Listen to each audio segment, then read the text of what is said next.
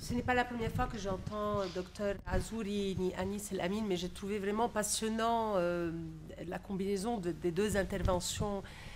Et encore plus passionnant, l'idée de cette place symbolique du drapeau.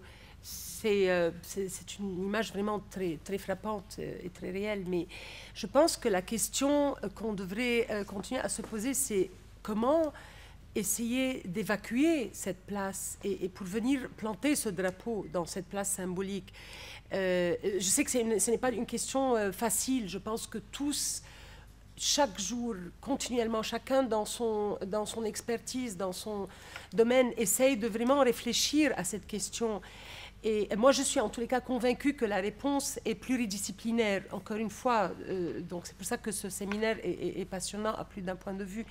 Mais personnellement, je n'ai pas encore vraiment de réponse. Je ne sais pas quelle serait déjà votre réponse en tant que psychanalyste. Quel est peut-être le premier pas à faire en vue justement d'évacuer cette place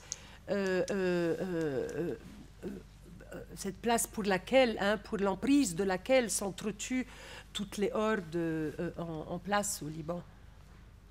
Pour le moment, comme on est dans le militantisme, j'ai un seul objectif actuellement dans la vie pour nos étudiants, pour les Libanais. Alors, militer, faire alors des manifestations pour l'État, avoir la loi de l'État. Est-ce qu'on pourrait le faire? C'est-à-dire, si j'ai à dire quelque chose à mes étudiants, qu'est-ce que je leur dis? Vous êtes libre d'être de n'importe quelle communauté. Parce que, écoutez, il y a très peu de religions, il y a trop de politique au Liban. Hein? Il n'y a pas beaucoup de religions. S'il y a vraiment de religion, parce que le discours religieux, dans le vrai sens du mot, n'est pas aussi mauvais. Hein? Mais c'est la haine. Hein? C'est la haine. C'est la haine, ou bien la rivalité, ou bien je ne sais pas quoi. Alors, la seule réponse pour le moment, est-ce qu'on pourrait travailler pour vraiment avoir un gouvernement dans le sens, c'est-à-dire loi de l'État, pour le moment. Et tu sais très bien, Jenny, que c'est un projet en dehors des mots et de hiwar, il n'y a pas possibilité. C'est-à-dire, quand on met les armes à côté, tous les armes, hein, à côté, on commence à parler, il faudrait arriver à... C'est pour cela, quand on a dit, dans le master, c'est l'histoire... que chacun fait l'histoire orale, c'est-à-dire parler de son traumatisme. Et chaque Libanais, ça j'en suis sûre, chaque Libanais, à sa façon, il a été traumatisé. Chaque Libanais, même les enfants actuellement, et mes parents aussi. Imagine combien de générations. Ça, c'est pas facile, mais donc, militantisme, avoir l'état de droit. Est-ce qu'on pourrait le faire? Je sais.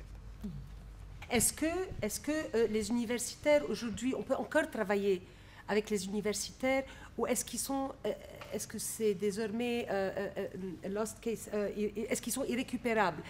Et il faut par contre commencer dans les écoles. Voilà, est-ce qu'il faut commencer dans les écoles à un jeune âge, très jeune âge, ou dans les universités? C'est pas une réponse, hein, c'est une ébauche de réflexion à partir de ce que Anis a dit en insistant sur la haine.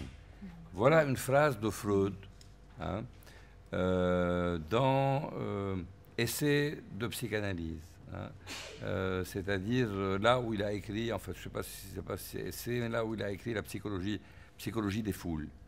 La haine, hein, la haine envers une personne ou une institution déterminée pourrait tout aussi bien avoir une action unificatrice et susciter les mêmes liens affectifs que l'attachement libidinal. Cette phrase indique combien c'est grave la situation dans laquelle on est aujourd'hui, parce que pour Freud, avant qu'il ait parlé de pulsion de vie, pulsion de mort, ce qui unit des gens entre eux pour fonder une famille, une institution, bon, c'est l'amour, la libido. Là, il dit que la haine est tout à fait capable d'unir des personnes ou des institutions données. Donc, on est là-dedans au Liban. Hein, on est dans cette période où les gens se définissent par la haine qu'ils peuvent avoir pour l'autre. Dis-moi qui tu es, je te dirai qui tu es. Hein, on peut vraiment le dire. Donc, comment sortir de ça? Alors, je pense, en ce qui me concerne, qu'on a eu un événement capital, refondateur dans l'histoire du pays, et je ne veux absolument pas le politiser dans le sens du 14 ou du 8 ou de ce genre de choses. Le 14 mars a eu un effet unificateur. Pourquoi? Parce qu'il y a eu le 16 février. Et le 16 février, les gens, et on était ensemble, Anis et moi, le 16 février est un jour qui a fait que les Libanais ont fait le deuil ensemble d'un homme politique, même parfois contre lequel ils pouvaient s'opposer, contre lequel ils avaient des positions, disons, politiques. Donc il y a eu un moment unificateur, un refondateur. Ce qu'il est devenu, je n'en sais rien, je m'en fous à la limite, mais je sais que ce moment-là est tout à fait capable de réunir les Libanais entre eux grâce au deuil qu'ils ont fait tous ensemble d'une personne.